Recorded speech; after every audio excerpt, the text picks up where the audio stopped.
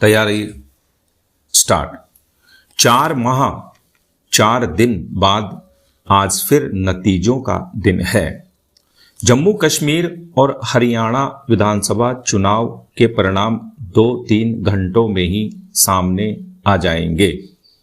पता चल जाएगा कि किसने क्या खोया और किसने क्या पाया। केंद्र में सत्तारूढ़ भाजपा के लिए ये नतीजे खास महत्व के हैं।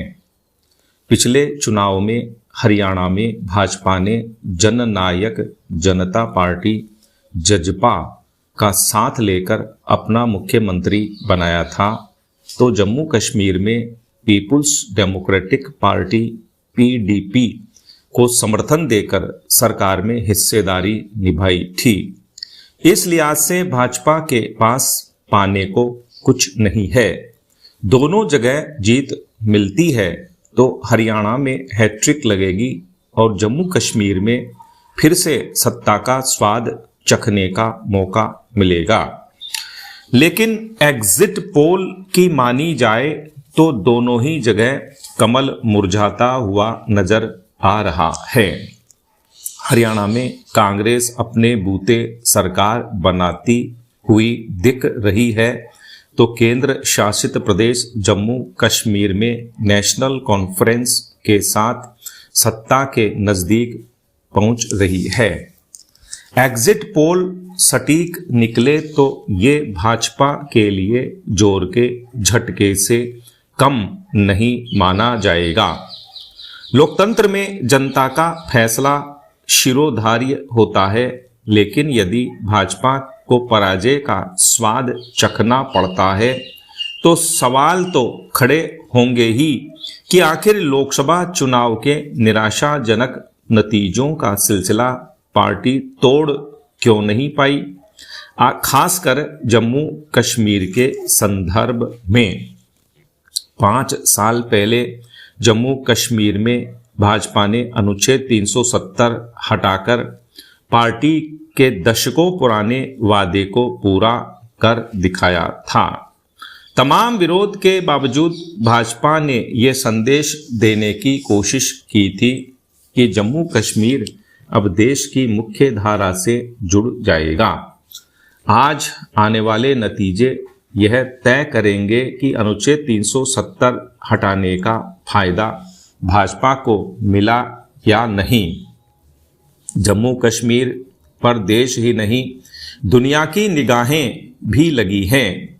चुनावी नतीजों का संदेश दूर तक जाना तय है और इसका असर देर तक भी नजर आएगा। नेशनल कॉन्फ्रेंस कांग्रेस अकेले बहुमत पाते हैं या भाजपा सबसे बड़े दल के रूप में उभरकर सरकार बनाने का दावा पेश करती है। केंद्र शासित प्रदेश जम्मू कश्मीर के लिए भी और देश के लिए भी इस वक्त यह सबसे बड़ा सवाल माना जा सकता है और जनता इस सवाल का जवाब जल्द से जल्द जान लेना चाहती है। जम्मू कश्मीर में किसी दल या गठबंधन को बहुमत नहीं मिला तो जोड़ तोड़ के नज़ारे देखना भी दिलचस्प रहेगा। नतीजों की गूंज अगले महीने होने वाले महाराष्ट्र और झारखंड विधानसभा चुनाव तक सुनाई देती रहेगी। पिछले दिनों देश के अलग अलग राज्यों में रेलवे ट्रैक पर भारी वस्तु रखकर ट्रेनों को डिरेल करने की कोशिशों ने भारत सरकार के लिए एक नया सिरदर्द उत्पन्न कर दिया है। ये न केवल सार्वजनिक संपत्ति को नुकसान पहुंचाने वाले मामले हैं, बल्कि इससे रेल यात्रा को लेकर लोगों में अविश्वास भी पैदा होता है। आंदोलनों में सार्वजनिक संपत्ति को नुकसान पहुंचाया जाता है। देश की सार्वजनिक संपत्तियों को नुकसान पहुंचाना देशद्रोह की घटना से कम नहीं है। इस तरह का कृत्य करने वालों के खिलाफ कानून तो मौजूद हैं, लेकिन ऐसी घटनाओं को देखकर यही प्रतीत होता है कि इन कानूनों का भय ही नहीं है। लोक संपत्ति नुकसान निवारण अधिनियम 1984 के अनुसार यदि कोई व्यक्ति किसी भी सार्वजनिक संपत्ति को दुर्भावनापूर्ण कृत्य से नुकसान पहुंचाता है तो उसे 5 साल तक जेल अथवा जुर्माना या दोनों सजा से दंडित किया जा सकता है। हालांकि सुप्रीम कोर्ट ने कई अवसरों पर इस कानून को अपर्याप्त करार दिया है।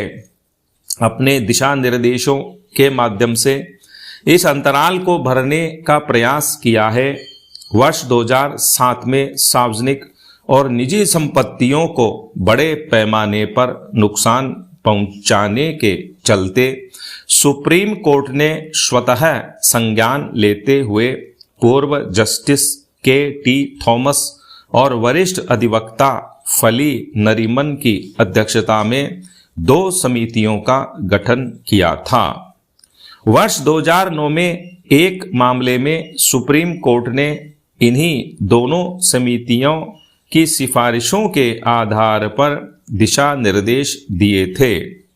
सुप्रीम कोर्ट ने एक बात यह भी कही थी कि धरना प्रदर्शन से सार्वजनिक संपत्ति को नुकसान पहुंचाने का आरोप तय करते हुए संपत्ति में आई विकृति में सुधार करने के लिए क्षतिपूर्ति शुल्क लिया जाएगा। हालांकि पिछले वर्ष केंद्रीय गृह मंत्री अमित शाह ने संसद में भारतीय न्याय संहिता विधेयक 2023 के अपडेटेड वर्जन में आतंकवाद से निपटने वाली धारा 113 में संशोधन किया था। आतंकी कृत्यों में देश की आर्थिक सुरक्षा और मौद्रिक स्थिति पर हमले भी शामिल किए गए हैं। सरकारी संपत्तियों को नुकसान पहुंचाने को लेकर सुप्रीम कोर्ट भी सख्ती दिखा चुका है। नागरिक संशोधन एक्ट CAA के खिलाफ देश में कई विरोध प्रदर्शनों के दौरान सरकारी संपत्ति को नुकसान पहुंचाया गया था। तब सुप्रीम कोर्ट ने स्पष्ट किया था कि शांतिपूर्ण प्रदर्शन का अधिकार दिया जा सकता है, लेकिन सरकारी संपत्ति को नुकसान पहुंचाने का अधिकार किसी को नहीं है। वैसे इसी साल फरवरी में देश के विधि आयोग ने भी अपनी एक रिपोर्ट में यह सिफारिश की थी कि सार्वजनिक संपत्ति को नुकसान पहुंचाने वालों को तभी जमानत दी जाए जब उनसे नुकसान के बराबर की धनराशि वसूल ली गई हो। विधि आयोग ने यह भी कहा था कि विरोध प्रदर्शनों, सार्वजनिक स्थलों और सड़कों पर लंबे समय तक अवरोध पैदा करने वालों के खिलाफ भी एक कानून बनाने की आवश्यकता है। विधि आयोग ने यह माना था कि prevention of damage to public property act से संबंधित अपराध मामलों में दोष सिद्ध और सजा का डर अपराधियों को सरकारी संपत्तियों को नुकसान पहुंचाने से रोकने में कारगर साबित नहीं हो रहा है। विधि आयोग ने ऐसे मुद्दों से निपटने के लिए एक अलग कानून बनाने की राय भी व्यक्त की। यह भी कहा कि भारतीय न्याय संहिता के मौजूदा प्रावधानों में आवश्यक संशोधन भी किया जा सकता है। सरकार ने भले ही कानून को पहले से थोड़ा सख्त किया है, लेकिन अभी और सख्ती की गुंजाइश दिखती है। कानून के तहत सख्ती का एक उदाहरण बैंकिंग प्रणाली में देखा जा सकता है। जब देश में कहीं भी किसी व्यक्ति को लोन देना होता है तो बैंक उसका सिबिल स्कोर देखते हैं। यदि सिबिल स्कोर खराब होता है तो उस व्यक्ति को कोई भी फाइनेंशियल ऑर्गेनाइजेशन लोन नहीं देता है। देश की सार्वजनिक संपत्तियों को नुकसान पहुंचाने वालों पर ऐसी ही दंडात्मक कार्रवाई की आवश्यकता है। स्टॉप।